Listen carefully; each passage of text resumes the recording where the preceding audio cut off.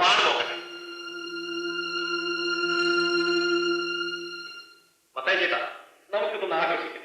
നമ്മളിത് ജയിച്ച ദിവസമല്ലേ. എടാവാനെ നീ വേറെ കിട്ടുന്നു. ശരി, ആ കൂടി തന്നെ ആയിക്കോട്ടെ. മത്തായി ചേട്ടാ ഇരുന്നേ. വേണ്ട, ഞാൻ നമ്മൾ തമ്മിൽ ഇനി അങ്ങനെ വല്ലതും നോക്കാറുണ്ടോ? ഇരിക്കുന്നേ.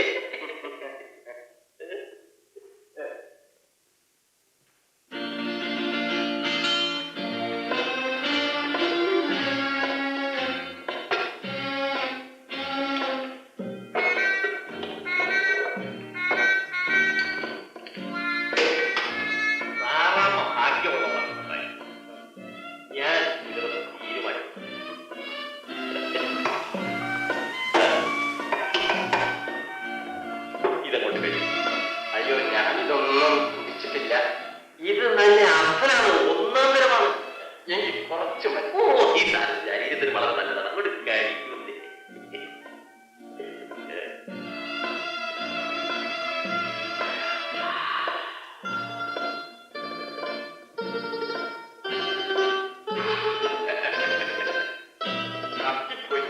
ഒരു മുട്ട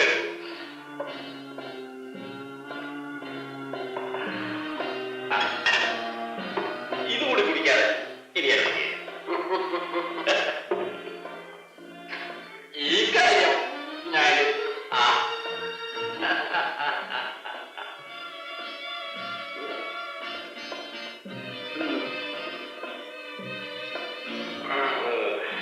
എങ്ങനെ ഇരിക്കുന്നു?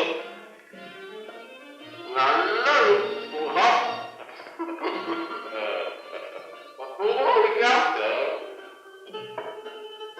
വീട്ടിൽ കുഴപ്പമൊന്നും ഉണ്ടാക്കരുതേ.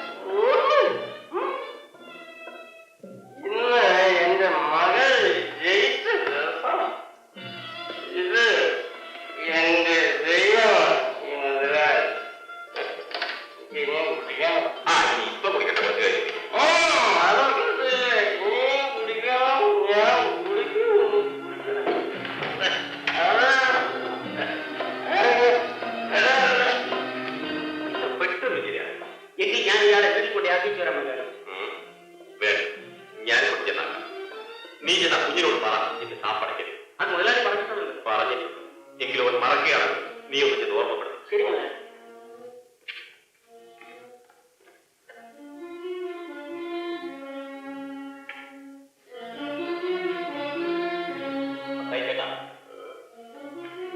എന്നിട്ട് നമുക്ക് വീട്ടിൽ പോകും. എന്നിട്ട്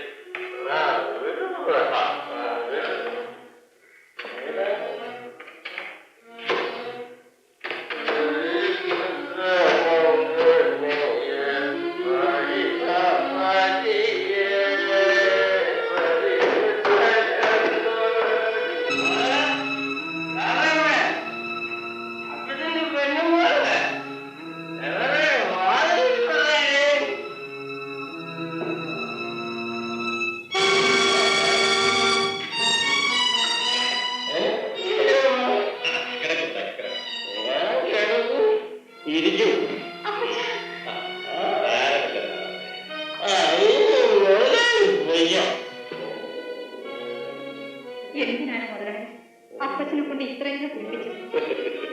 ഇന്ന് നമ്മുടെ വിജയദിനമല്ല, എല്ലാവരും ആഹ്ലാദിക്കട്ടെ. നമ്മുടെ വിജയദിനമോ? മുതലാളിയുടെ വിജയദിനം എന്ന് പറയും. എന്റെ വിജയം എന്റെ സാറാമ്മയുടെയും വിജയം. ആരുടെ സാറാമ്മ പറഞ്ഞത്? എന്റെ സാറാമ്മ എന്ന് എനിക്കത് പറഞ്ഞു. മനാശം പറയരുത്.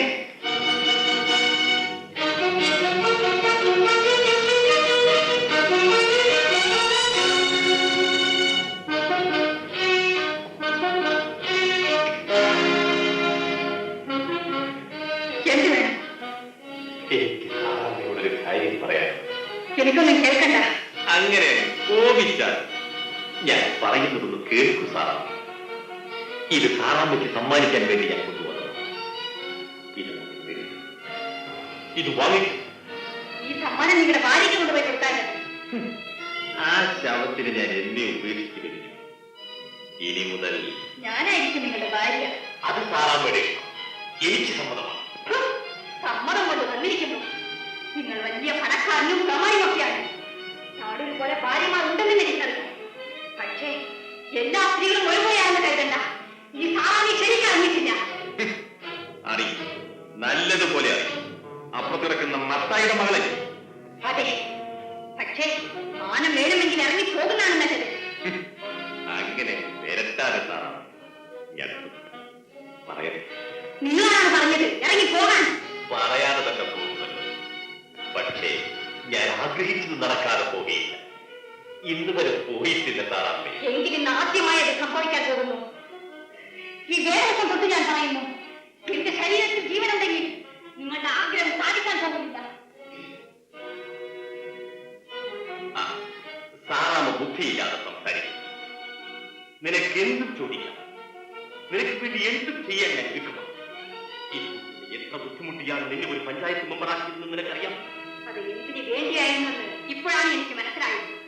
നാളെ തന്നെ ഈ പഞ്ചായത്ത് മെമ്പർ സ്ഥാനം ഞാൻ രാജിവെച്ചില്ലെങ്കിൽ എന്റെ പേര് സാറാമ്മയല്ലെന്ന് കരുതിക്കൊള്ളൂ. അപ്പോൾ നീ എന്നോട് എതിർക്കാൻ തന്നെ തീരുമാനിച്ചു അല്ലേ?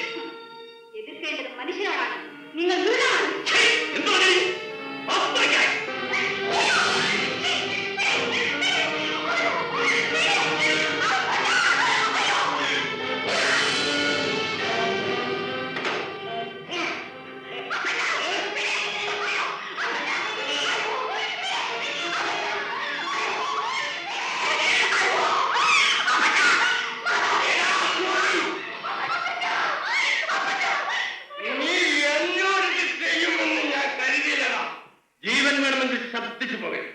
മരിക്കാൻ എനിക്ക് ഭയമില്ല.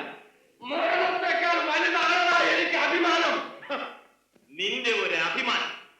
എന്റെ ചെലവിലാണ് അതിന്റെ മകൾ പഞ്ചായത്ത് മെമ്പറായത്. അത് നീ ഓർക്കുന്നുണ്ടോ? ഇതിനു വേണ്ടിയാണ് നീ പണം മുടക്കിയത്. പിന്നെ 1000 രൂപ ചെലവാക്കാൻ എനിക്ക് നീയും